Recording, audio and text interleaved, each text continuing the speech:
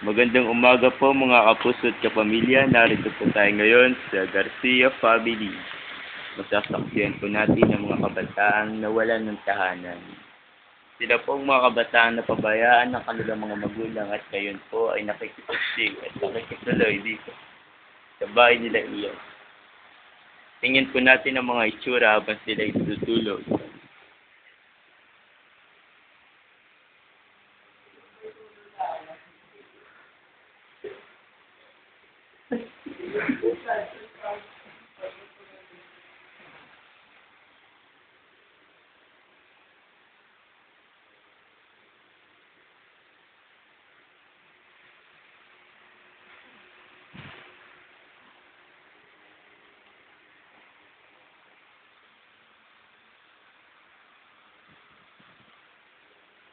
Ayan po mga kababayan, nakikita po natin ang mga kabataan na pabayaan ng kanilang mga magulang. Sana po sa mga susunod na maging magulang, huwag po natin pababayaan ang ating mga anak na kung saan matulog.